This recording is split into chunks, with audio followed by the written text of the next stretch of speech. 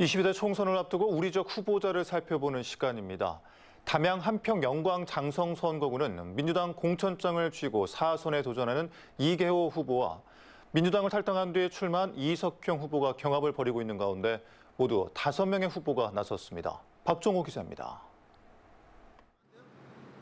민주당 단수 공천에 대한 반발로 예비 후보 탈당 등이 벌어진 담양 한평 영광 장성 선거구. 민주당 이계호 후보와 무소속 이석형 후보의 경합이 치열한 가운데 모두 5명의 후보가 선거전에 뛰어들었습니다.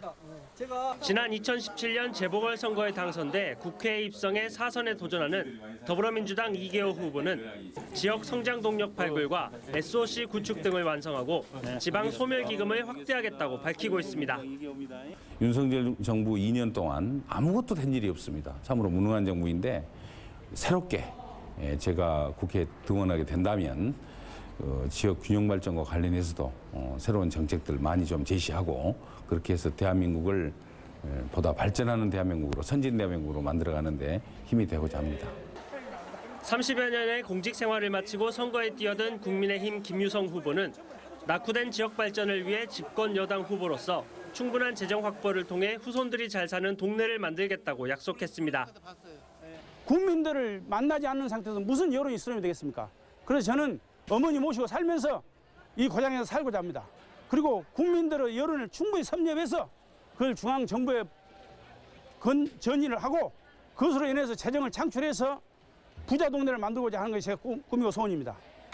복지TV 사장을 역임해 문화에 자신감을 보이는 새로운 미래 김선우 후보는 노인 복지를 위해 노인청을 설립하고 4개군 정책협의체 구성을 통해 지역민이 원하는 정책을 세우겠다는 계획입니다.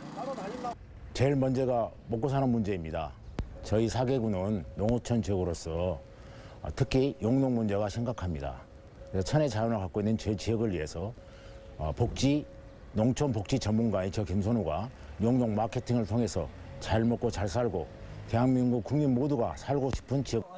고려대학교 연구교수로 일했다가 처음으로 정치권에 발을 붙인 개혁신당 곽진호 후보는 지역 소멸을 막기 위해 젊은 사람을 유입할 수 있는 첨단 산업이 필요하다고 주장했습니다. 30년 동안 공직 생활을 했으면서 고향에 와보니까 이 지역의 어르신들이 굉장히 삶이 그렇게 녹록하지 않았습니다.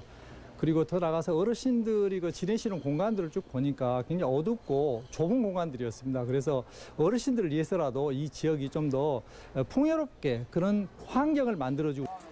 전 한평군수로 민주당 공천 과정에 반발해 무소속으로 출마한 이석형 후보는 창조적인 역발상과 뚝심을 자부하며 맞춤형 산단 발전과 연동형 직불제 부활 등을 공약으로 내세웠습니다.